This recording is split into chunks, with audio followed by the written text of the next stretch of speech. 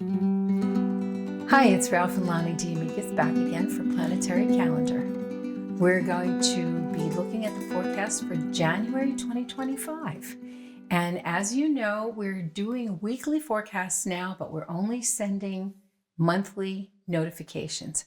So if you want to get a weekly notification, you need to go to youtube.com/Planetary Calendar Astrology, and please subscribe. It really helps us keep the content up. And if you hit the notification bell, you'll get a notification every time we post anything at all.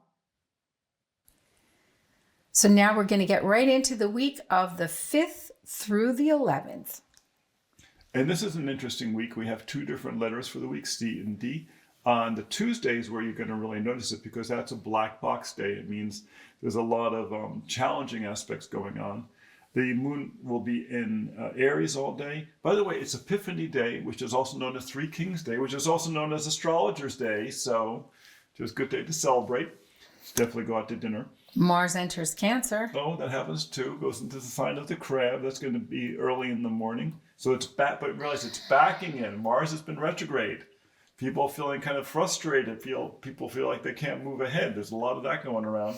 Look for some home issues to reappear. Right, but on the other hand, this is a good time to go back into your home and kind of fix things and fine-tune things that maybe you should have done before. It's going to be like physical issues with the house. Like, exactly. It doesn't work right or something. You need to call somebody to do your feng shui. Yeah, exactly. Good point. And then you have the moon is going to be sextile Jupiter in Gemini, so kind of a nice social day, a good day for kind of getting things done. It's a Monday after all. You have Mercury parallel Pluto. It's not going to feel that a lot, but you do have Mercury square Neptune and the Sun square the Moon.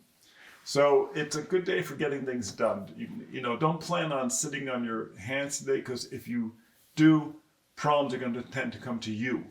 But don't start anything new. Clean up the things that you've got to take care of. Exactly. And then when we look over at the 7th, again, we've got a nice reminder of that new feature of the aspects above the number. So you can see that the Mercury is the moon. You would read that moon in Taurus, trine Mercury, moon in Taurus, sextile Venus. And then you know exactly what that aspect is. And you can understand why we had to give up the parallels up there. And that's why you won't have like a double Uranus or a double Neptune or something up there. Because if you look at the 9th, we could barely fit all the aspects on above that number. But the thing is, do you really need two Neptunes, or do you need two Jupiters? That's what I say. I mean, definitely don't need two Uranuses. So on the 8th, on the D, Wednesday, Mercury enters Capricorn. Okay, so now we have two different things going on here. That within 2 days, Mars is retrograde, backing in to one sign. Mercury is moving into another sign. So the first part of the week is going to be a little turbulent. Just be prepared for that. The moon is in Taurus all day, which is very nice. And the moon is trine the sun, because, from Capricorn into the Taurus moon. So it's a nice, well-grounded day. He loves that sun trine moon. But, be aware that with Mercury changing sign, there may be little communication problems. But on the other hand, Mercury is entering Capricorn, and Saturn, which is the ruling sign of Capricorn, is sextile to the moon. So a little stabilization in communication and with children or, all of that Mercury rules is going to be starting off on that white circle day. Yeah, this would be a really good time to kind of figure out, like, if you do have a weight loss plan or like a health plan or something, this would be a good day to do it, because it is about kind of creating structures, creating rules. Good day for creating rules. And stabilizing. Yes, and even creating rules around food, because it's the moon in Taurus. I was going to say, with that moon in Taurus, you better get some structure going. Yes, exactly. On the 9th, we have a lot going on above the number. So social. When you don't see a lot of aspects on the line, or in this case, none, and everything is to the moon, the moon moves quickly. And it goes from this to this to this to this. And those aspects not only show you the aspects to the moon, but in the order in which they occur.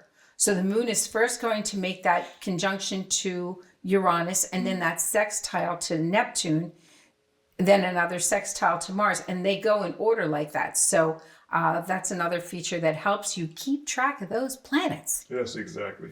So, but the afternoon is kind of a mess with the void, of course, Yes, there yes. from about 3 to 5, but at least in the Pacific time zone. Exactly. So, and then we were on the 9th, now on to the 10th. 10th. Okay, so on the 10th, I'm going to use the planner because I don't want to lean over for That's that. his favorite. Yes, I do like the planner. Oh, this is nice. You got Jupiter is conjunct the moon in Gemini, which makes it a very fun day, very good for conversation. Okay, you have the moon is going to be square Venus, okay, Venus in Sagittarius, and square Saturn in Pisces. So there's a big what you call T-square going on here on this day. It's a mutable T-square. There may be things going on that where you have to solve problems related to people, related to real people issues, human resources, so to speak. And he uses his favorite planner, and I turned this around so you could see I'm using my favorite, the digital. Yes. And then on Saturday, the moon will be in Gemini all day long and finally changes sign late in the day. That's Friday. Oh, no. Oh, I'm sorry. Yeah, Saturday. The moon Excuse will be me. in Gemini all day long. It will go into the crab late in the day, 8:23 p.m. There's a void that goes from 4:03 p.m. until 8:03 p.m. And the only aspect going on that day is the moon in the course of the day will be square to Pisces, but that will be in the early part of the day when it's in Gemini. So come back next week for another forecast. And if you don't have our calendar yet, to follow along with these forecasts, you can get it at planetarycalendar.com and visit us on YouTube.